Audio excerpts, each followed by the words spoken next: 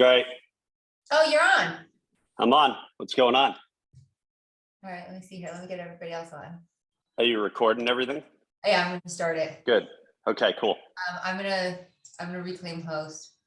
Okay, I'll call you after this so we can catch up on everything. Okay. There we go.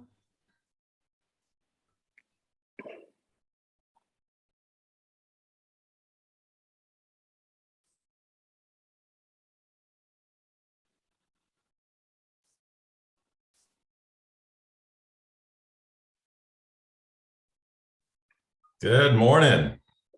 Here's Bobby. Look at the best hair in the business. There he is. I'm coming live from Nash Vegas. Oh, nice. Yeah, it's going to be awesome. Ramp this thing up. Hey, boys. Oh, this is Dennis, live from Crown Point. And Dre. Hey, Dre. Hey, what's Dre. happening? What's going on, Dre? How's Whoa. it going? I love your South Philly. TikToks. I love your TikToks. Thank you. They're awesome. I got to show you guys. I'm in my new space. It has no furniture. So I had a DIY how to do this. Nice. I love that. That's awesome. That'll work well for Lurchy. You have a Gotta blank. figure it out. Hey, listen, every Philly guy has to have a blank canvas to create. You know that. This is all going to be a big EXP wall, yeah? Well, I figured this way. The ROG knows how to bubble gum stuff together. That's it. That's the way to do it. And by the way, I also found a crystal ball. It's good to have a crystal ball. Finally, somebody has it, right? We're going to No, talk Pete, about the crystal ball today. It's I the have one. ball. It's the ball from when we were in. Oh, nice. Remember we Wow. got these balls and we got them when we were in Vegas. Vegas, right? Oh, Yeah. I wow. repurposed it. It's just a you crystal go. ball now and it lights up. I like that. I know you need those types of distractions to keep you on track. Anything telling with you. a light or blinking light. Yeah, that's awesome.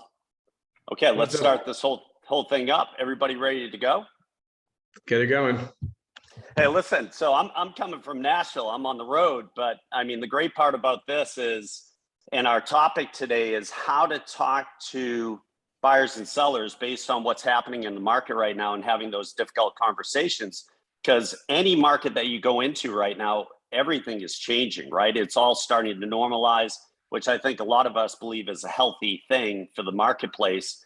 But however, the frenzy has kind of ended in some ways, in some sectors, and a lot of agents are having problems. How do you talk to buyers to get them prepped about that? How do you pre-frame to sellers on setting expectations or really living up to what they want to achieve? And that's been the issue, right? And it's happened very, very quickly. It's happened over the last, I believe, 2 to 4 weeks that we've seen this major shift, and we're feeling it in all the different financial markets, right? We're seeing that every day, stocks and bonds and crypto and all these different markets that play a role in real estate. And people are looking to us for guidance. So I wanted everybody to come with your best talking points, your best ahas, so that you can share with everybody who's on this Zoom. How are you having real conversations with buyers, with sellers, and with investors on this topic? So let's go to Bobby. He's been on hiatus 2 weeks. He got his hair redone. He's ready to go. Best hair in the business. There he is, Realtor of the Year in San Diego, Bobby Martins. Bobby, what type of conversations are you having with buyers, sellers, investors, with what's happening in the marketplace now? Because we all know that a lot of times, buyers, sellers, investors, they don't truly understand or see the data that we see in real time. So a lot of times they're behind the curve, or they have a certain understanding of what's happening in the marketplace. All right. Well, so basically, first off, let's not panic. The market is still doing very, very well overall. So, you got to look at, yes, we're going more towards a normal market, but what the clients are starting to see on you know, you pick up your phone, you turn on the news, they're starting to see, oh, market shift. And you're starting to hear realtors everywhere, you know, talk about market shift in their news feeds and things like that. So yes, we are seeing a market shift, but we're not seeing a market crash. We're just seeing a shift to more of a normalized market now that we're coming out of COVID. So I think it's important to make sure sellers understand that shift. It's a slight shift. I've had one listing that has had some trouble selling due to being overpriced from the very get-go. So not really the market problem, but really a pricing problem where we had a seller that just wanted more money than really it was worth in today's market. So, so the first thing I'm doing with my clients is I'm asking them lots of questions. You know, why are you selling? When do you need to be where you're trying to go? Are you just testing the market, or do you truly need to sell this home? You know, those are questions that have to be asked, because if you come at them and say, look, you need to lower your price to here, and then the next guy comes in and says, oh yeah, sure, let's do it here. And then, you know, they have plenty of time on their hands and they just wanted to test the market. Well, you just lost that listing to the other person. And instead, with those types of people, what I'm doing is putting price reductions into the contract. So if we price it, if I feel like we're pricing a little high, I'm going to say, okay, on week 2, I want to price it to here. On week 4, I want to price it to here. You know, it shouldn't go longer than a month on any given listing. So, but on everybody else, so if someone says, you know, no, Bobby, I need to be somewhere in a couple months, I don't have a whole lot of time, I need my home to sell, that's a much different conversation. And I think it really comes down to show them the stats. And it's very easy. All of us in the MLS, we have access to, I think for our MLS here in San Diego, I think it's called Fast Stats.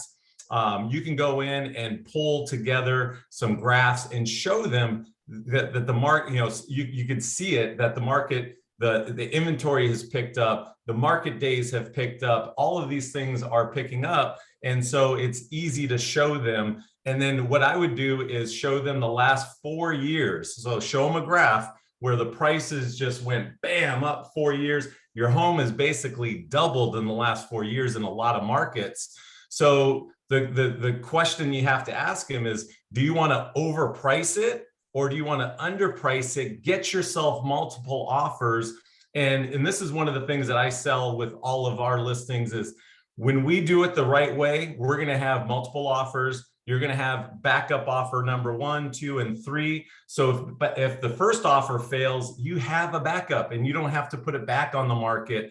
And that for a seller who has a timetable in mind, they don't want to have to do multiple weekends of showing. So I find it fairly easy to get them to the right price. The other thing that we're doing is showing them that, you know, prices are going over asking. However, it's starting not to do that as much. So you can't count on the market going or the price going 150,000 over asking anymore. So we don't want to have unrealistic expectations. So bottom line, you got to show them the details. You know, don't leave it all up in your head and expect them to just listen to you. Show it to them on paper. Show it to them before you get there too. Send them a pre-package via email that has all of the stats. Make sure they look at it before you get there. So that way, when you do get there, you can have an intelligent conversation about pricing it correctly.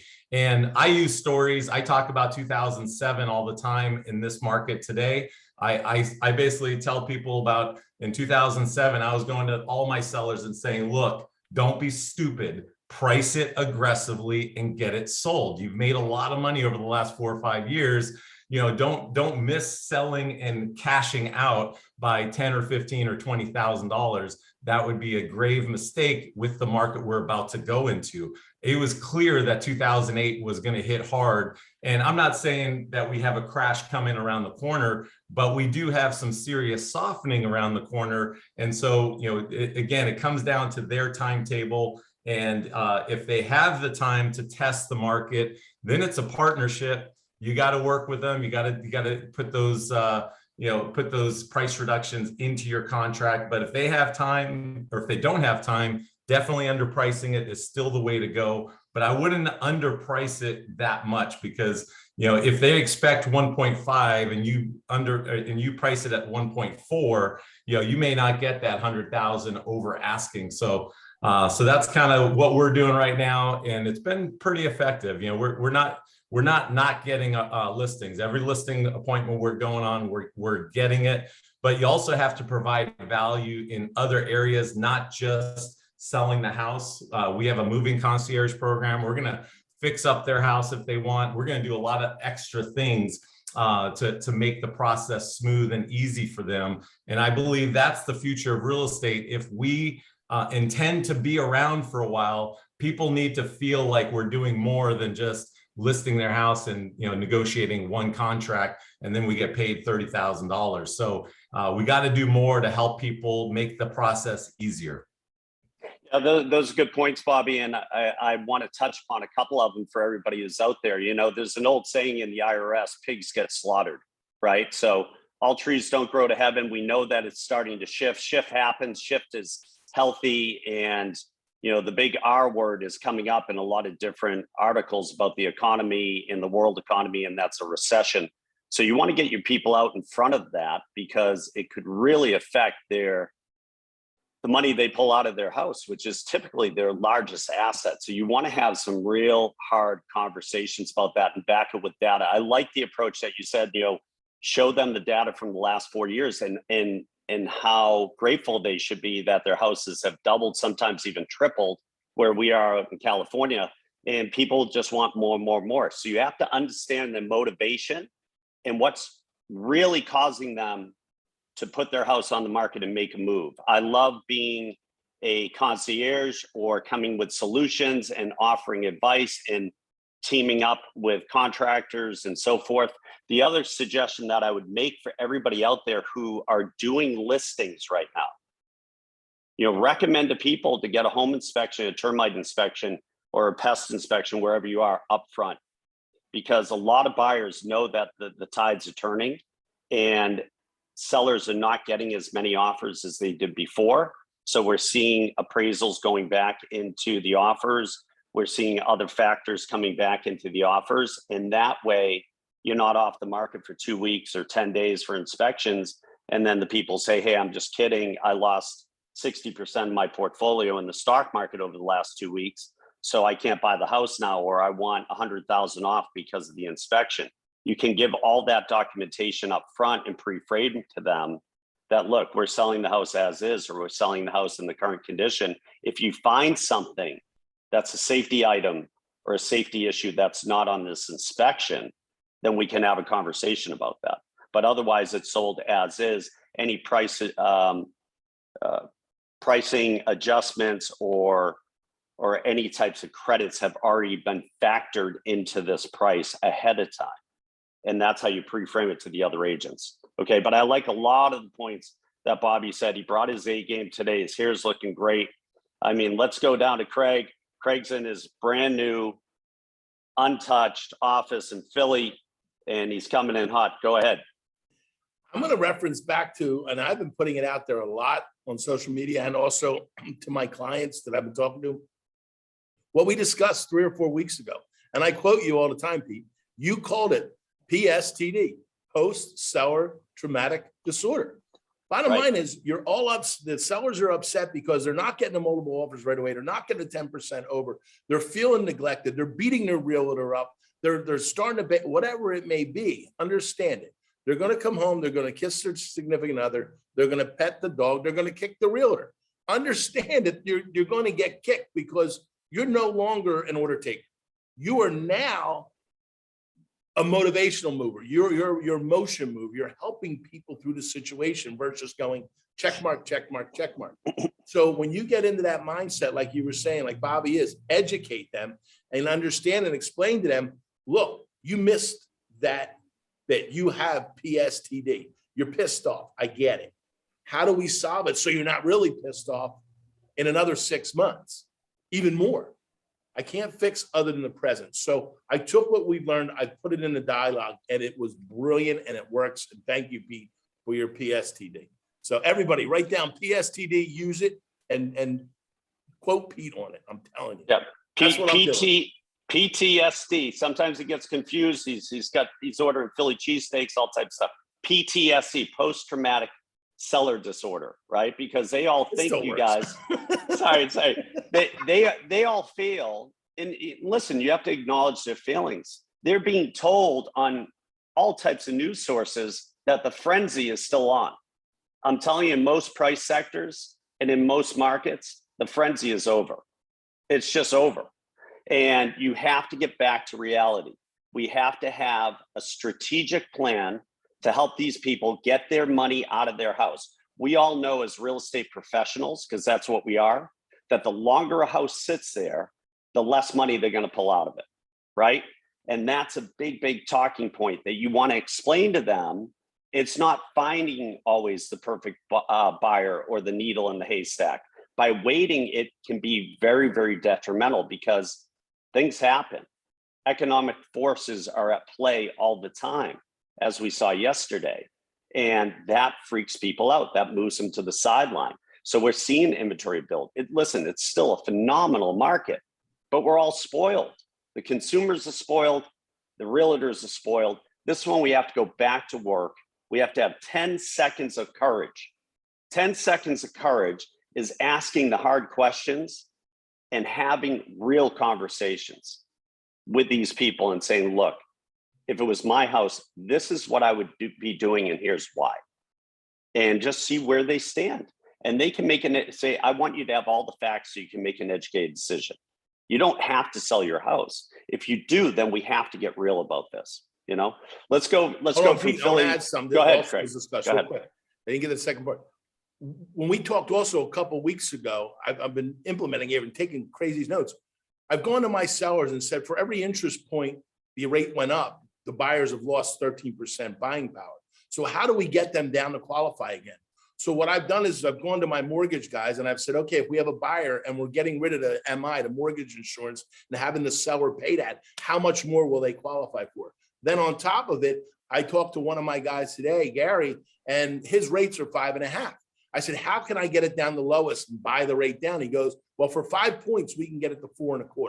I said, okay, so what we're doing is we're getting the seller 13% more, costing them 5%. So hypothetically, on a $300,000 house, they're getting $45,000 more for the house than if they could. Plus, on top of it, we're taking 15 off. They're netting 30. The buyer's having a payment, not like it's really everything else because the rate's been bought down. So that differential, it's the money in the seller's pocket today, first deferring it to the buyer that's going to take 8 to 11 years to come back. The average person's in a house 8 to 11 years. So what we were talking about before, it's twisting it and convincing the sellers to start buying that rate down, because you had mentioned it before. How much money's out of my pocket? What's my monthly mortgage payment? That's what I understand. The houses will appraise because they're not being overbid. The house will appraise. It's now, how do we make it financially affordable? Now I'm done. I love that. Well, he just put on his professor jacket and he went to school on finance, you guys, and breaking down numbers, because you have to get creative. And anybody who's been in this business longer than 4 years knows that when times are shifting, you have to come up with solutions. You don't come with problems. You come with solutions saying, this is how we're going to help the buyer, help people qualify, or these are the different programs. Be aware of the programs that are out there. So for instance, I was presented a program the other day in California where if you put 10.01% down as a buyer, there's no PMI. And PMI, for anybody out there who's newer, is private mortgage insurance. That's an insurance that has to be carried against the loan.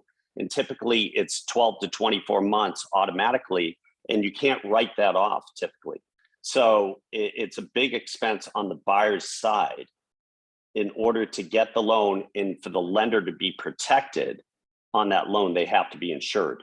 So everybody understand that there are loan options coming, and go take your 2 favorite loan people on different days to lunch on you and ask them questions and break down numbers. The more you know the numbers and the data, the more you will be empowered when you're speaking with your clients, because the clients don't understand that and they're looking to you for solutions. How do we get more showings? How do we get more interest, right?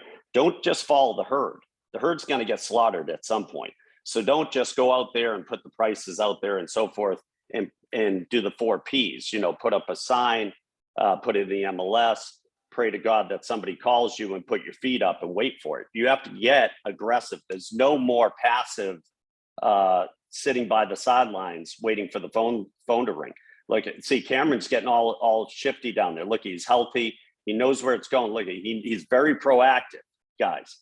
It's like a tiger trying to come out of his cage. Cam, I'm going to move to you on this. What type of conversations are you having, especially in the Florida market right now, that you're seeing that, with buyers, with sellers and investors, with how this market's happening? Because we know shift happens. What type of pre-framed conversations are you having to keep people motivated and positive and moving forward? Shift happens fast. Down here, it's been like this last week. We went from booming to a screeching halt. I feel like a lot of people are feeling that way with the Fed, moving the interest rates and all that. Number one key, obviously, is be more aggressive on your pre-qual. You need to know people's motivation. As we get into a buyer's market and we get more like 2007 to 2010, when you're dealing with listings and dealing with sellers, you're going to have more listing leads coming in, and you actually need to be more selective on the leads you choose. For example, the other day I went out on a for sale by owner, $2 million property, lovely, but it's really going to sell at more like 1.7. And the seller's comments were, well, I think it's undervalued.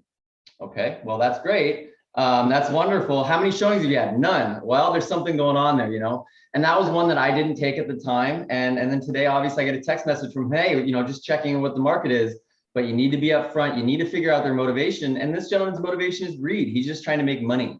So Bobby, what you said, showing the analytics and showing the statistics is key. As this market shifts and as we get in more of a buyer's market, when you're dealing with your listings or your clients that you're going to be taking listings from, you need to show them the statistics. You need to let them, you need to educate them and help them understand what's really going on. Now, one thing that's really important when this market goes the other way is you can't tell people the market's crashing. You need to show it to them. If you tell it to them, they'll go, yeah, in one ear, out the other. If you can give them the statistics and you can show them month after month that it's going down and, hey, prices were this, but look at this, and you can provide that to your clients, it helps them educate themselves, which is really the key. Once they come to the decision on their own, then you can help them, because they have to decide, like you were saying, Bobby, that we need to take maybe a little bit of a loss. It's not a loss because they didn't have the money, but the hypothetical equity in their home, we need to maybe possibly take less than that now to get it sold because of what the outcome looks like or what the future could hold. Yeah, so being more aggressive on who you work with, more pre-qual, know your statistics, analytics, guys, this is huge. 2008 to 2010, that's how I got all of my listings. I would come to people with a 3-ring binder, put it up in the listing presentation, show everything that everyone else is selling, everything I'm selling, analytics, statistics. It makes you stand out. It makes you knowledgeable, and it makes you look like, and you obviously do know what's going on in your market when you're looking at those statistics every day and you're going out and you're really, being part of the market as it shifts. Consultations. So price reductions, love that. So seller consultations, when we're first meeting, guys, you have to just be bluntly honest. This is something I've always done. I've been very good at it, but I know a lot of people like to kind of be soft with that initial listing presentation or that initial consultation, that we can get you more money. We can do this. We're better than everyone else. Everyone's been saying that for years and years and years, and they get that. At the same time, now we need to provide value, and we need to show them why we're still selling homes in this downward trending market. And we need to give them prices that will sell the home. One of the biggest things when we do get into a true buyer's market is not overpricing listings. You overprice a listing, it just gives you more headaches. It gives you unhappy clients. And like you were saying, Pete, the longer the property stays on the market, the more questions buyers have. Now, 30 days is going to become normal, you guys. We're not going to have homes that are selling in 10 hours and 20 hours, 24 hours. It's going to be a 7-day listing time, I think. And as we get more into a buyer's market, that's one thing I also want to focus on, or I want to finalize on, is make sure that you guys have your systems set up so that you are generating buyer leads. As we get into a buyer's market, you guys need to make sure that your social media game's working, that you're getting leads from Facebook, that you're getting leads from TikTok and Instagram and those type of things, that you're doing your local service ads on Google. Those things are very important, because if we do truly get into a 100% buyer's market, say like 2009, those buyer leads are so valuable because you have unlimited listings to show them, and they can pick and choose what they want. And being a listing agent at those times is, you know, a little bit stressful. It's a little bit more in depth because, like you said, you can't do the 4 Ps. You have to be on the grind every single day, working price reductions, talking with unhappy sellers. Whereas if you're the buyer's agent, you have, you know, an ample buyer pool. It's just a much more comfortable position to be in. So I think right now is a very good time for everyone to make sure their buyer systems are set up. As well as, you know, getting on your analytics and getting on your statistics to make sure that you're watching as this market shifts, to keep educating your clients and keep helping them educate themselves, if that makes sense. I love it. Love it. Stay gold, Pony Boy. That's some good stuff. Listen, selling is not telling, you guys. In the past, selling was telling, right? People would say, oh, you know, if you do this, this is gonna happen. Selling is not telling. Use factual data. Data does not lie. Data is not prejudice. Data is not personal in a sense where it's going to offend people. And put the data in front of your clients and say, look, if the roles were reversed and you were the professional real estate advisor and I were the seller, what would you advise me to do based on this data? And then don't say anything. See what they say on listings. Put it on them, because listen, it's never fun to sell your house. It's not easy always to sell your house. We're coming out of a time that you can put your house on the market and anybody would come down the street, fall over your house and buy it. That's all changing. We're right now, you guys, you got to get out in front of this. We're in the shift, which is fine. It's normal. It's healthy. We need it. Okay. Because it was getting too crazy on the frenzy. Prepare all your people up front, pre-frame to them what they can expect and not expect. And you better get out in front of it. And as Cameron was saying, I want to touch upon this, have calls to action where you are having real conversations and strategy sessions with these buyers, because you need calls to action on social media and everything has to be in alignment. It's really, really important. You need to know what's going on in your marketplace. Stay in tune with your marketplace. Talk to other professionals. Look at the data. Look at the listings. Look at the days on market. Look at the returns from list price to sales price. Is it changing? And so forth. Let's go back to Pony Boy. Go ahead. One more thing, guys. When you start getting these systems set up for generating great buyer leads, make sure that you are working them properly. Don't get overwhelmed with them. If you can't handle 20 new leads a day, scale it back so you're doing 1 or 5 new buyer leads a day. Now, obviously, if you have a great team and you're able to transfer it off to your buyer's agents, wonderful. But if you're a single agent, make sure that you're able to use every lead and you're taking it from step 1 all the way to the final touching point before you start scaling up, because you can easily start wasting money. And that's really important. That's part of the systems, is having a great follow-up system. Make sure that you're using your CRM. I know that I'm personally using KV Core. I know a lot of us are, but there's a lot of great CRMs out there as well. So make sure you're using your CRM. Make sure every single lead that you have is going in there and you're following up with it properly. And also remember, as we get more into a buyer's market, it's not always a now buyer. Great buyers could be moving in 6 months and you need to nurture them. As things start to slow down a little bit, we need to be more selective. And if you know someone is buying in the next 6 months because they're moving and they're selling their home right now, but it takes a little bit more time, nurturing is okay, but they need to be in a system that nurtures them so it's not always hands-on if it is a long-term type plan. So that's just something I want to make sure everyone knows. Have your systems in place, have your CRM set up. That's vital, especially as we get more into a buyer's market and we start working with more buyers. That's a great point. Great point. And just remember, you guys too, you want to have real conversations. You know, really acknowledge and listen to what the buyers or the sellers or the investors are saying and say, hey, so if I heard you correctly, you made this point. That's a really good point. However, let's look at this, or let's look at the data, or let me share this with you, or this is what's happening, or we've gone from 1,300 listings to 2,800 listings in the last 3 weeks. Why is that?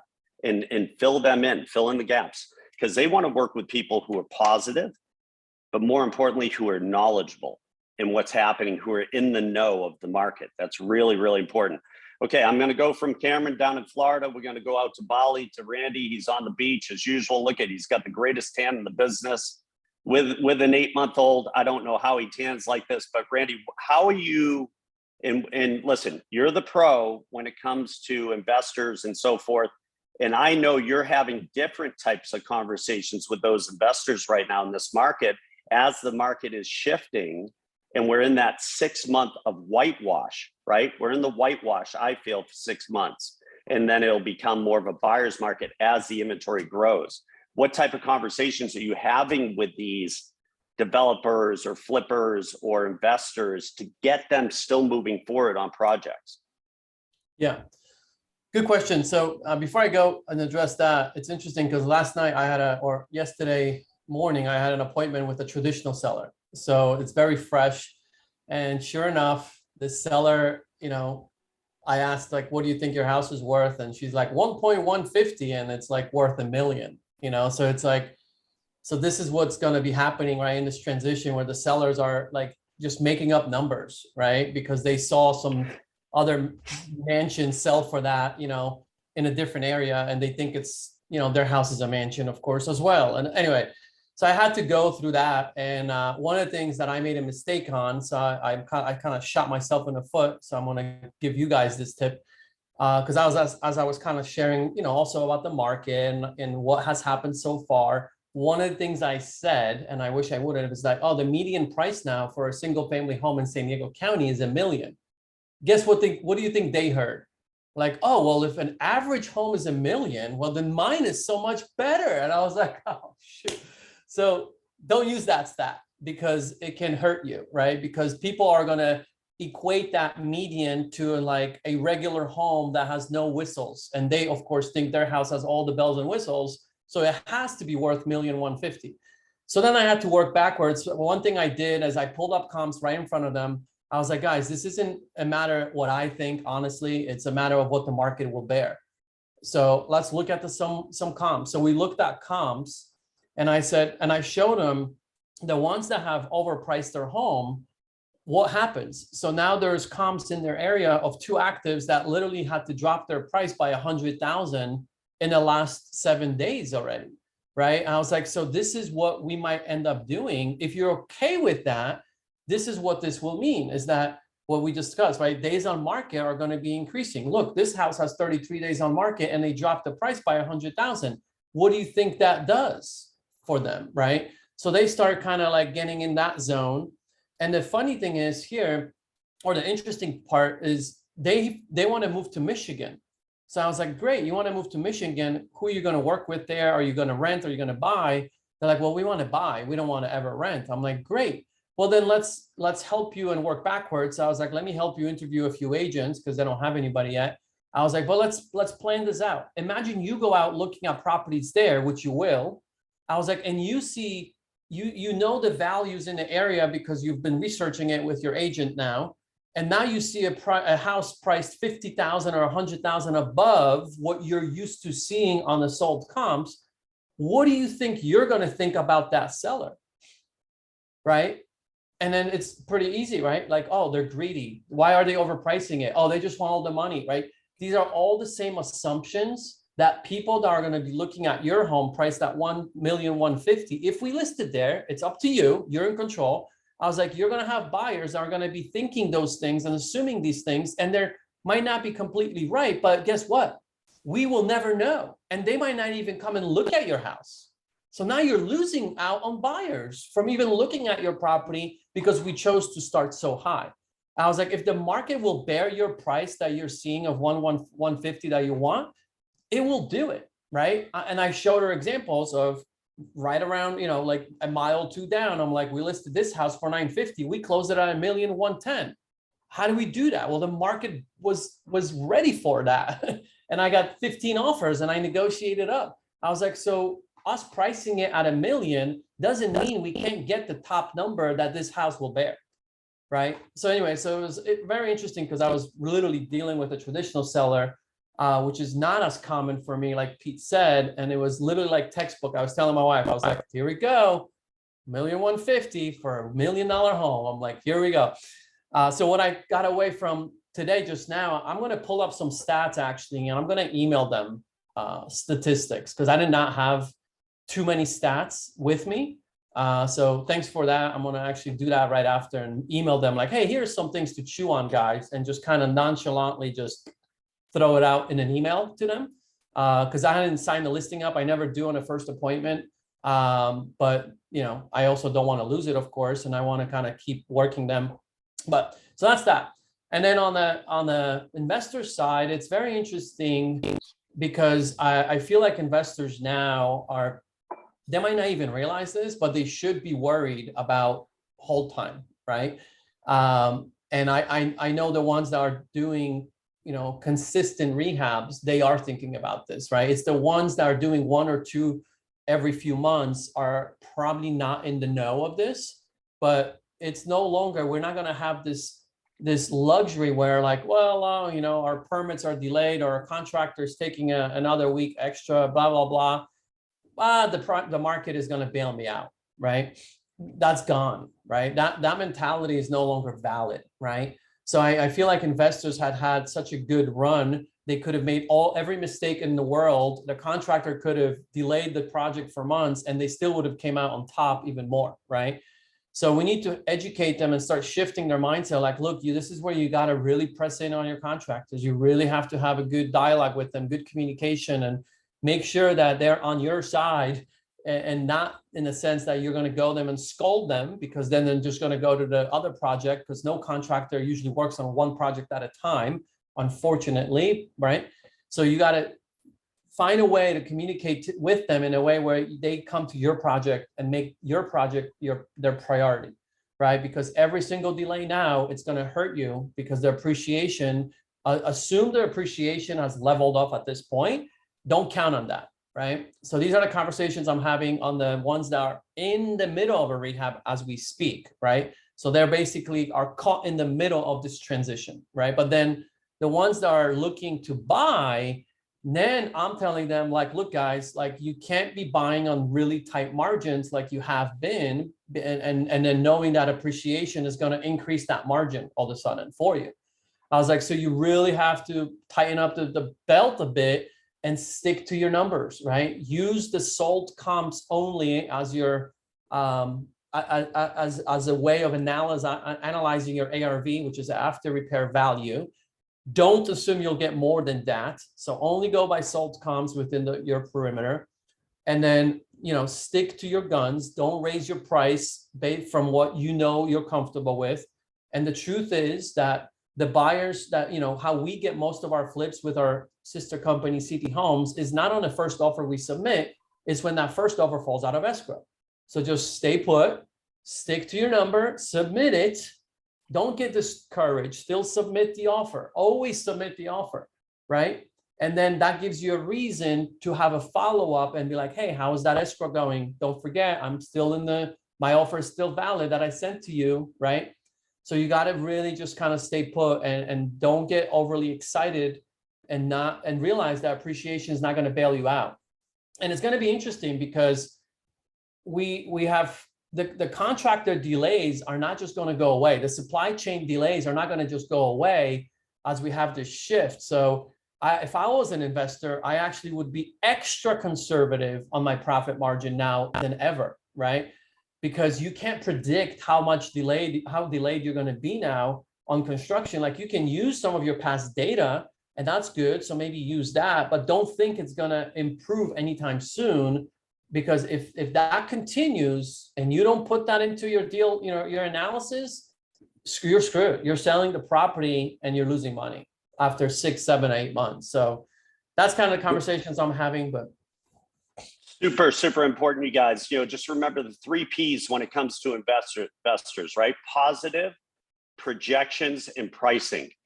You want to be an advisor and sit down with them and say, look at what's happening. I'm going to get you out in front of this market so that we do make a profit through positive projection pricing. This is where it's going to be.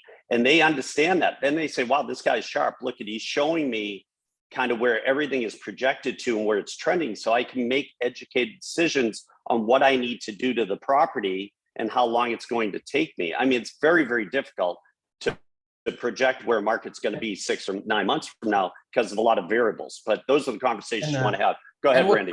What Craig said was key. Like we are already doing this. We've been doing this for I think 2 weeks or even more. We've talked to our lenders. I know CT Homes. I talk to them on a regular basis. Every single listing now has in the confidential remarks and has a flyer from a lender showing that they're willing to buy down the rate and what that would look like. So that's already a normal for us, right? So we got to, again, educate our investors, like, why? What does that do? And why would I do that? And right, because if you get your price and there's room for you to buy down someone's rate to make it now a non-buyer a buyer, that's a freaking awesome win. So those are the conversations we're having as well and already implementing. Yeah, and that takes away a huge obstacle. And listen, it motivates the buyer to stay within the deal because a lot of people won't do that. They won't buy down the rate. They won't buy the points. They won't pay the HOAs for 12 months up front. We're going to get back to that type of market. For the people who've been in real estate for a while, you remember that. I mean, in the past, we used to sell cars and boats and trade things. And I mean, it was crazy. It was like QVC before QVC even started, which is now Shopify because it's not QVC, I think. So that's the deal, right? All right, we're going to go from Randy. Great stuff. And you guys share stories with people. Say, look, yeah, we could price at $1,150,000, but if you're sitting there, you're not getting any attention or any showings. What good does it do you? Or let me tell you a story about a house that we thought was worth $1,100,000 and subliminally come up with these numbers and say, we priced it at $979. And I know that you're thinking, oh, only people are going to offer me $950. Well, I'd rather bring you 20 offers and have you counter every single one at $1,050,000 or $1,000,000 or $1,100,000 than take any of them. But if I'm not bringing you any offers, how is that going to help you, right? And you have to have those types of conversations where you sit there and say, look, guys, by doing this strategically, it's going to get us more attention, more energy, more synergy, more showings. And by doing that, the universe is going to deliver more offers typically. And when that happens, if I get 2 or 3 offers, I work them against each other, we could possibly hit that $1,100,000, $1,150,000 mark. It's a better strategy than just sitting there and hoping and waiting and giving it time. And these are a lot of the conversations I'm having in the high-end market because the high-end people think they know better than everyone. They know better than the Fed chair. They know better than NASDAQ, than the Dow, than crypto, than anyone, right? They think they even know better than Elon Musk and some of these guys. You know, they have it figured out, but the problem is they haven't sold their house, so they don't have it figured out. And they take it very personally and very emotionally. You have to remember, you guys, 90% of Americans' retirement is locked in their house. So they think their house is just like one of their kids, the greatest thing since sliced bread. Nobody can tell me any different. You have to say, look, I'm on your team's side. Get on their side and give them some suggestions. Talking about getting on people's sides, let's go out to Dennis D'Souza in Crown Point, San Diego. What's happening, Dennis? What conversations are you seeing in the marketplace with sellers, buyers, and investors? And how are you advising not only them, but the agents around you to have these types of conversations? Yeah, so I think a lot of this, guys, really is, and I think we have to hit on this pretty hard, is psychology, right? So sellers aren't quite emotional when they sell their property. It's more numbers. Buyers are 100% emotion, right? They're thinking, they want that feeling of, hey, when I go into this house, what's my life going to be like? I could raise my kids here, et cetera, et cetera. So I'm dealing with a buyer right now. We're negotiating on a condo downtown San Diego, and he's like, I think I'm overpaying. So I flipped the narrative on him. I'm like, well, we're not really sure about that yet. However, you know, what would it be like once you're into this unit? What's your life going to be like? It's a great place. You can walk to restaurants, have a glass of wine, come back to your unit. And I got him right back on track. And now we're going to raise our offer on a multiple counter offer.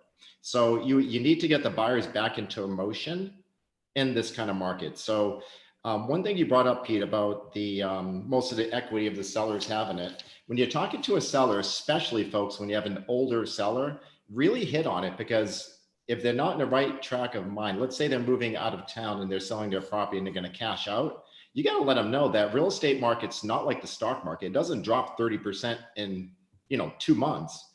It could drop 30%, but it might take 5 years or 3 years. Okay. So you just have to get them into that thing where it's like, hey, you have to price your property right. Or if you miss the market, you might be waiting 5 years. And I'm not sure if you want to wait 5 years in the house that you're in right now, or if you want to move a little quicker. So it's important that we really, really, really focus on what we price your property at so we can move it. You know, it's kind of like when the markets are going down, it's kind of like a falling knife, right? You don't want to catch the knife when it's falling. So I always explain to sellers, hey, when the market goes down, that whatever price a house sells at, the next one that happens is going to sell probably less than that.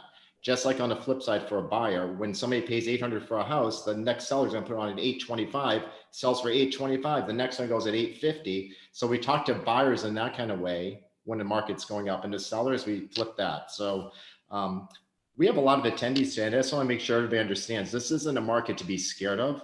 I think, raise of hands, I'm excited for this market.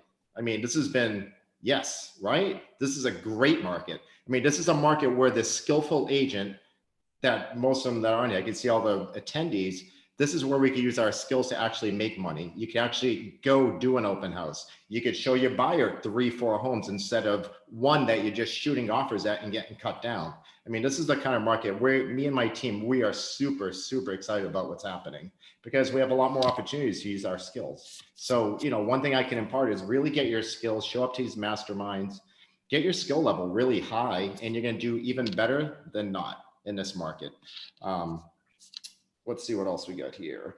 And, you know, tell your sellers, you could show them graphs every single time ever in history when interest rates went up significantly, prices of homes went down, period.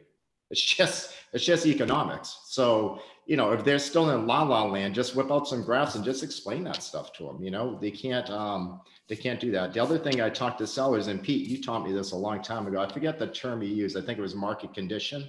You know, tell the sellers, say, hey, your house has been on the market for 2 weeks with no offers. Let me ask you a question, Mr. Seller.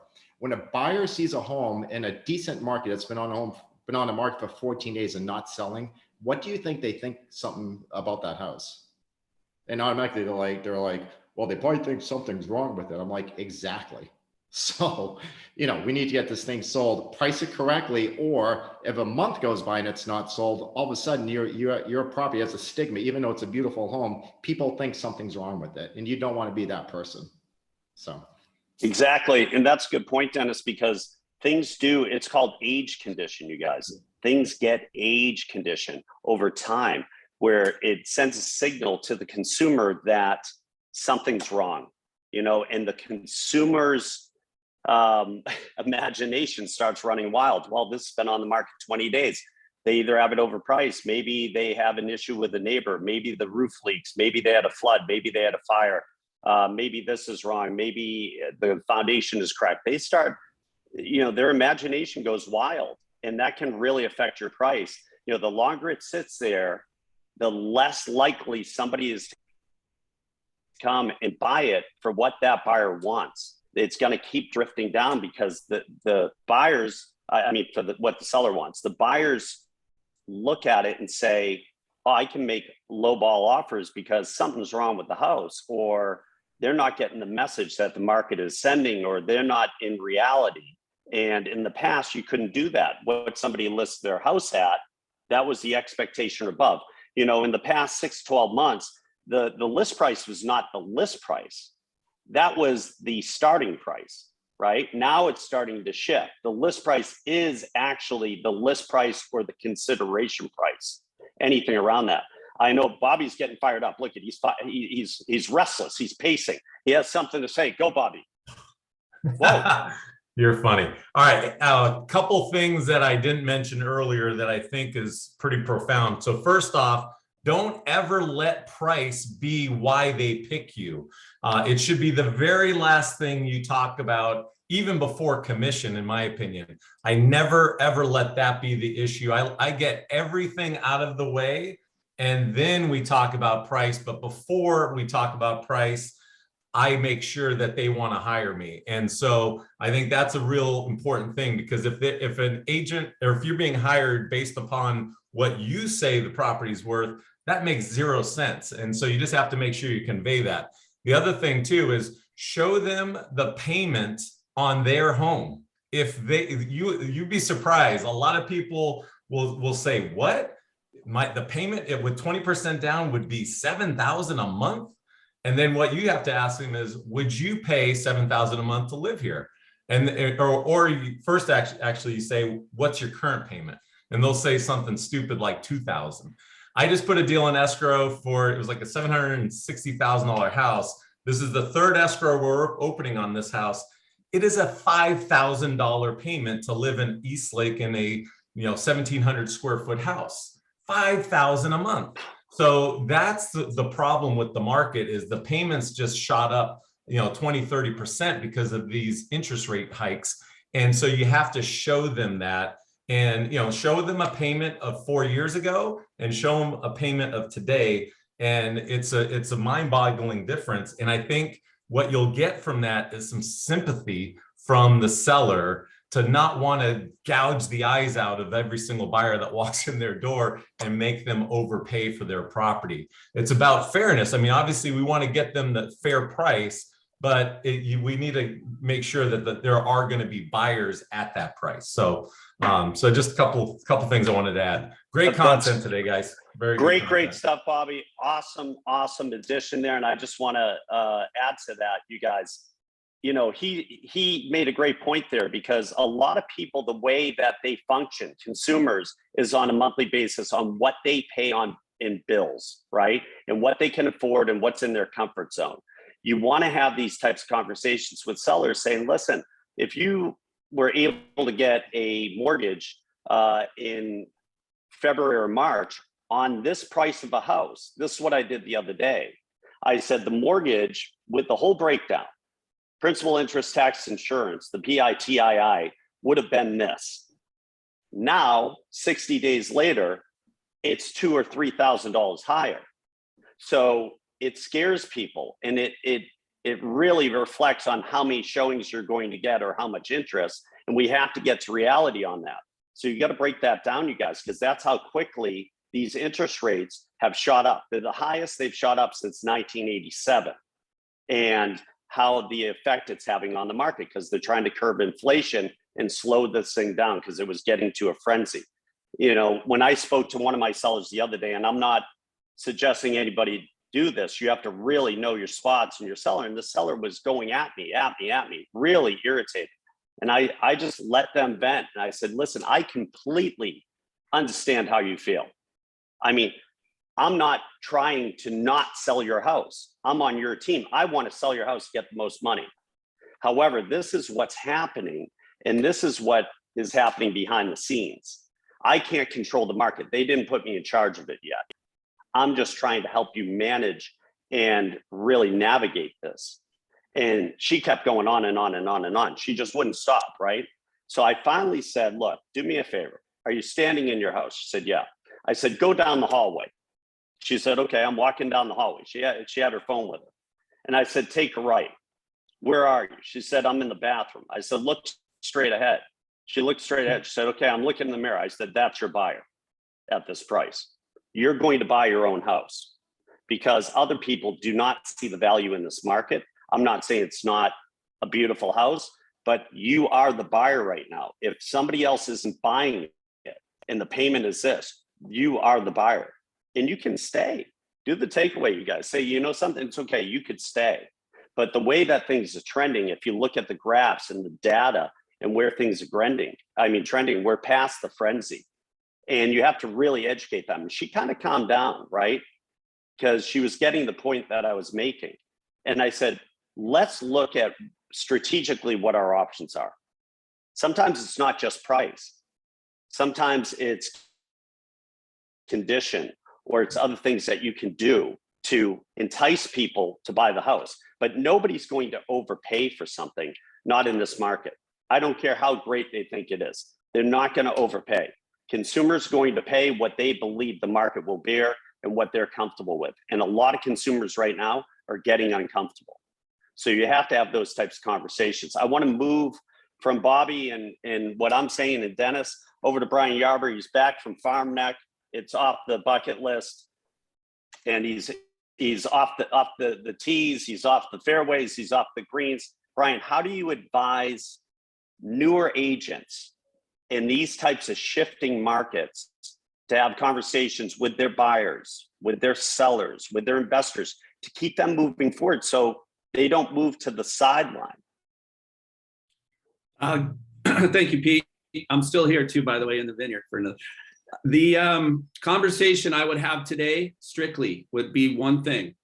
As a listing agent, all of us are listing agents. We've all had an appraiser call us. We've all had another agent call us.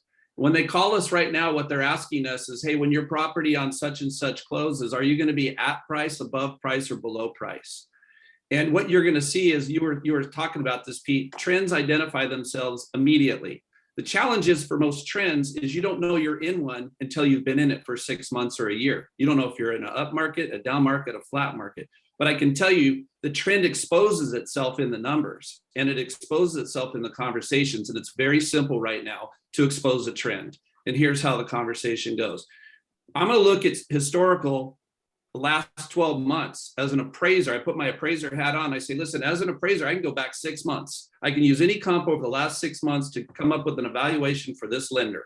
So what I'm going to do right now is, what I've been doing is taking 90-day statistical information, because the trend has been going at a 90-day rapid pace. Now I got to calm down, and I got to go back and do the whole 6 months and see where I was by adding those previous ones in. Oh, let's go back 1 year.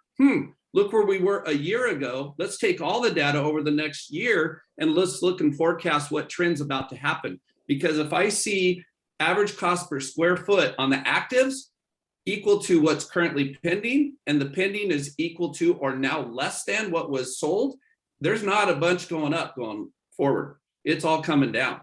Right. So if I could show a seller historical data on their house, in their neighborhood, in their zip code over the last 12 months, and back out only 90 days, I'm already back down at a price where I think I should price it at. It's that simple, because just remove the last 90 days and show them what was 90 days prior to that, and add the previous 90 days to that. And you can expose a trend really quickly. So if I'm brand new, I would go in with that and put my appraiser hat on, because we all had to go to appraisal school to get our real estate licenses. And this is the only time that's all you need to wear into an appointment right now. Because if you can come in, it's just like saying to every buyer, hey, you're going to have buyer's remorse. And when it happens, it's normal. I'm just predicting the obvious.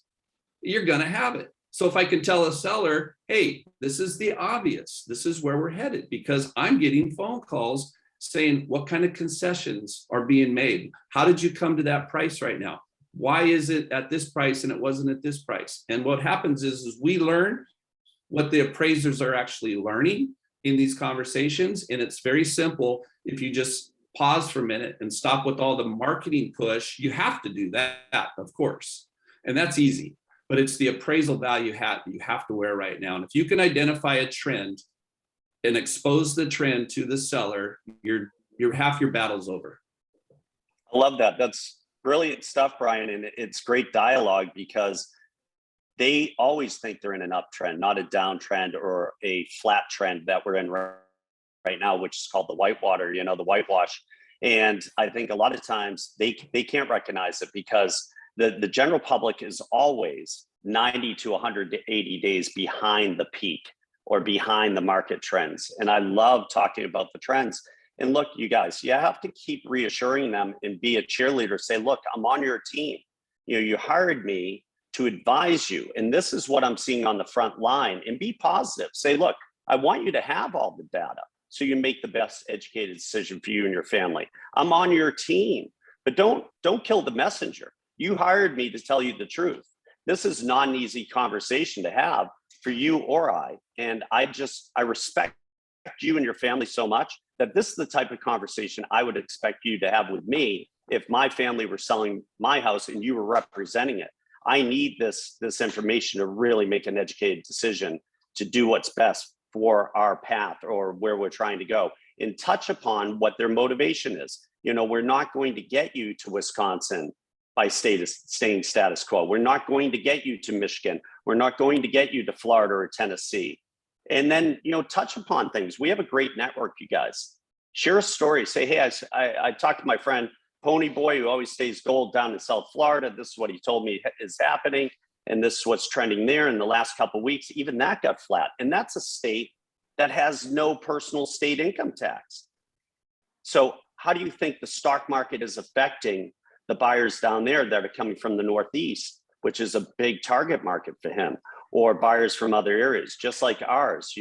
we've seen the buyers fall off, and I can show you those trends based on the numbers over the last 30 or 60 days. See, they think if they go to Zillow or Redfin or one of these other online sources, that's the whole picture, and it isn't. You know, this woman the other day, after she got done screaming at me, said, you know, you can't tell me any different. I was just on Zillow and Redfin, and there's 10 pendings in my zip code. I said, you're absolutely right. There are 10 pendings, but here's the true story. I've seen all 10 pendings. I know each house intimately, and 6 of them went pending at the beginning of March. They're closing soon. And then another 3 of them went pending in April. They're going to be closing soon. And do you know how many went pending in May in the first 19 days? 1. That's it. So what does that trend show you? Are the pendings upticking or are they down ticking, and why? And she kind of calmed down. She said, well, tell me, you know, why did this house that is crappier than ours and a little bit smaller than ours sell for a price above ours? I said, that's a fantastic question. We're talking about areas. That's in a place called La Jolla Shores. The surrounding homes are on average between $8 and $20 million. So that's a strategic play where somebody at that house, I spoke to their buyer's agent this morning because I had a feeling you may ask me about that house. They're taking it down to 50% of the walls or the studs, and they're going to build their dream home. They're going to probably spend $3 or $4 million doing that. So they were looking for a different product than yours. And she kind of paused. She was like, oh my God, listen, checkmate. That's what that is right there. Checkmate, because I know what's happening in the market. So anything she's throwing at me, I'm not making it up. I know what's happening. I'm having conversations with the other agents in area, out of area, supporting markets. You have to do that, you guys, and stay aware of what's happening in your own marketplace and what's trending regionally and nationally. Hey, Pete, because it's 10:03, but there's one question that we should just address for Brian. Sure. So do comps do you use comps with 6 months average now and not 3 months? That's the question from Jamie. Great question. Yeah. So what I do is normally when I go into a listing appointment, I will look at that trend ahead of time. I actually go back 1 year, and then I go 6 months, and I go 90 days. And I look at the dollar cost average of every product through that time period in a full zip code. So I understand what the zip code's doing. I do a satellite view of their property. Unless it's a border, then I might take 2 zip codes. So I take the satellite view and then I narrow it down. And then what I do is I look at what Pete just said. I call all the pending listings and I talk to the agent. And I say, listen, I'm doing a comp in the area. I've got a new property come on the market. I'd love to share it with you. But right now I just need to do some information for my sellers. I need to know when you close, will you be at value, above value, or a little below value? I'm not asking for you to disclose the price. Just let me know where you're at. And when they tell me, then I know. And I just let my seller know, hey, I've talked to all these listing property or these listing agents on these pending properties. And the trend, here's what I found out. The trend's going to stop with these properties. The trend is about ready to reverse itself. So when the market's going up, I know it's usually 1 to 3% per appraiser mindset. The appraisers look at about a 1 to 3% above average price in an uptrending market. In a downtrending market, it's going to do the opposite. It's going to trend down from 3 to 5% because now sellers are a little more desperate. So what we need to do is we need to be ahead of that curve. So if we price it today at where we see it's going to be 60 or 90 days from now, because guess what? We might sell in 30 days or less, but our appraiser is not going to be here for another 45 days or 2 months. And so what's going to happen then? What are they going to have?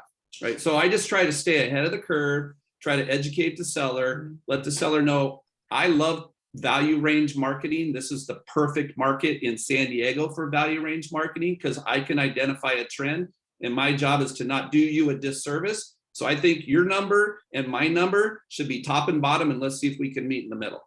I love it. I love it. And you know, some of you guys, he may be on Martha's Vineyard, but he doesn't have island fever. He's coming with the good stuff today. Great nuggets. Everybody, great participation. Love all the dialogue. Everybody can use that this week with their clients or this weekend. And let's stay positive. It's a great market. Shift happens. Don't worry about it. Work on your trade craft. Work on your trade craft. and get involved and be a professional advisor. Really involved in it, you guys. Great stuff. So we'll see y'all next week, 9 to 10 Pacific Standard Time, 12 to 1 East Coast time, and invite all your friends. This is stuff that's going to change people's production, their business, and how they do business. Brian, loved it. Bobby, great stuff. Pony Boy, Craig Lurch, and Dennis D'Souza, thank you so much for all your participation and selflessness and coming from Contra. That's how we do it. Great collaboration, you guys. Oh, Randy, sorry, Randy. Oh no, You you too. Pete, Yes. we need to help you with your internet bill and raise that up to a better quality. So 100%. we'll send you some I'm- Venmo money. I'm in Nashville. We'll figure it out. I'll be live next week. Talk to you Talk guys soon. Have a Talk great to weekend. Elon. Talk to Elon. Get the satellite. Yeah. Starlight. Yeah. Talk to you guys soon. See you guys. Have a great week. Ciao.